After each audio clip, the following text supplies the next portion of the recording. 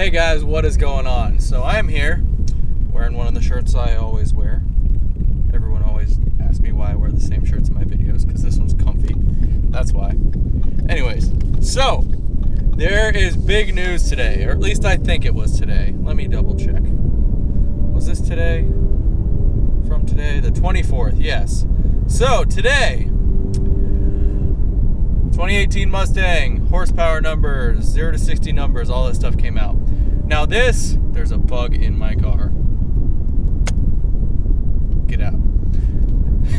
So this is a Road and Track article, but supposedly Ford has come out with the official numbers for the 2018 Mustangs. So I read through it a little bit. The GT has a pretty nice bump. Now, my question is, will it compete with Chevy? I don't know yet. So, the horsepower numbers for the 2018 GT, right here, 460 horsepower and 420 foot-pounds of torque. Now, that's up from 435 horsepower and 400 foot-pounds of torque, if I'm not mistaken, in the current GT. That's a decent-sized bump. So, realistically, this car should be able to keep up with in stock form, should be able to keep up with the Camaro SS much better. But there's still a weight difference. I believe the Camaro SS weighs 100 pounds less, maybe a little bit more. So we'll see if that'll make up for the difference there. The EcoBoost also has some better numbers. Let me see if I can pull these up here. Let's see. 350 foot-pounds of torque is what it's upgraded to from 320, and it has 310 horsepower, same as before. Now there's also the 10-speed automatic transmission in the 2018 Mustangs, which everyone knew was an option, but they're saying with the 10-speed and the, drag strip mode is what they're calling it, which I believe you can only get with the performance package of the 2018 Mustang.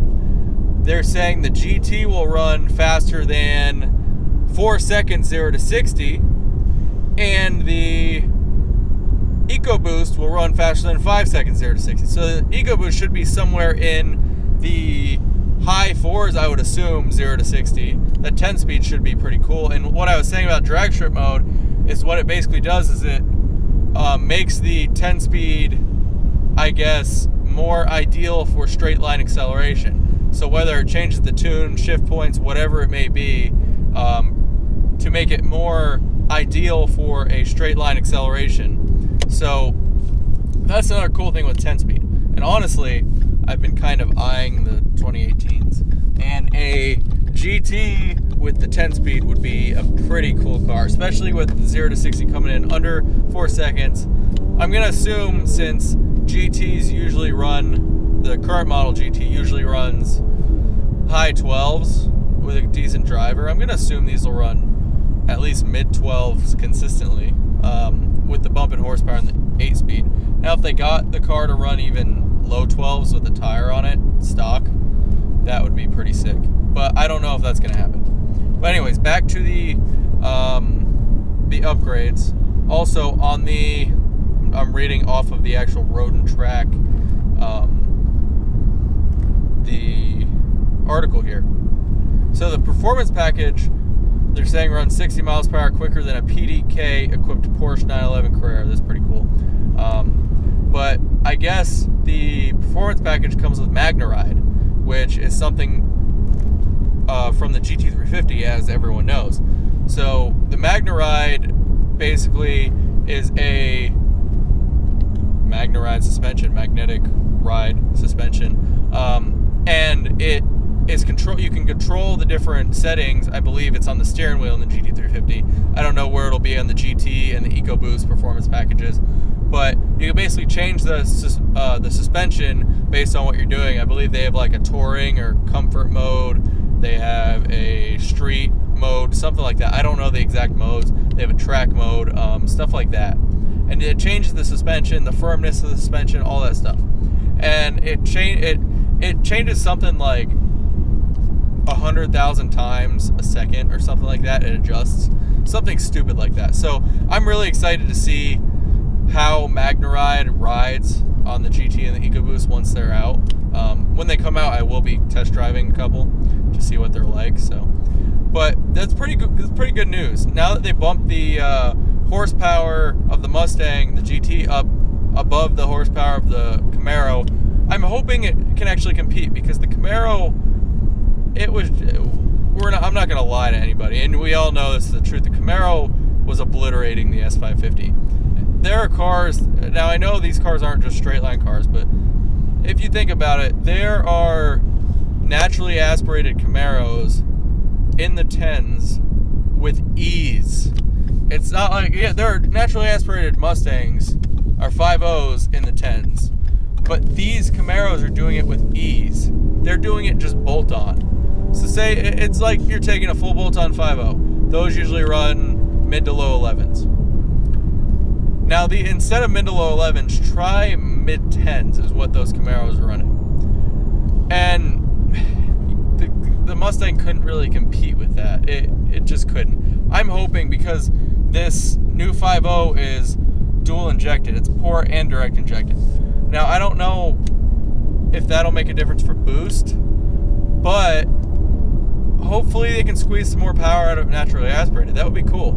If they could squeeze, a 5.0 full bolt-on right now, naturally aspirated, not going like full out cams, heads, all that stuff, just a normal full bolt-on build, can squeeze out 450, 460 to the wheels on E85. Now imagine if you could squeeze out like 500 to the wheel on E85. That would be pretty cool.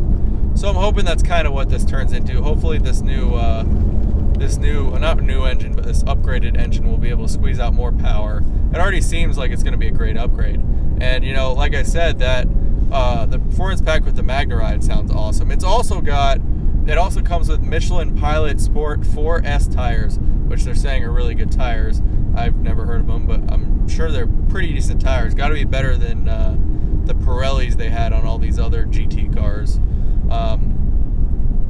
But yeah, so they don't have any prices out yet. I'm gonna assume they're in the same ballpark as the current GT and EcoBoost, but I'm really excited to drive a 10-speed. That's going to be an interesting transmission. I've seen videos of it in the ZL1. Now, while it might not be the exact same transmission, I believe the ZL1's a little bit different, but it's the joint transmission between GM and Ford, and I'm really excited to see what that transmission can do, what it can do at the drag strip, what it can do on the track. In the ZL1, it shifts so fast. When I get a chance to test drive one of these cars, I'm going to test drive the GT and the EcoBoost in the 10-speed, just because I want to see if you can feel any difference in the EcoBoost with the power upgrade, and the GT, obviously, I've driven GTs before. I want to see if there's a big difference in the GT. So we'll see about that. But anyways, guys, that was just a quick update about the 2018 Mustang. I am kind of eyeing them. We'll see about the prices when they come out. But anyways, guys, that's going to be it for this video. If you enjoyed it, go ahead and give it a thumbs up. That really helps the channel out. We've been growing pretty quickly over the past few months. And if you haven't subscribed, go ahead and subscribe for me. And have a great day.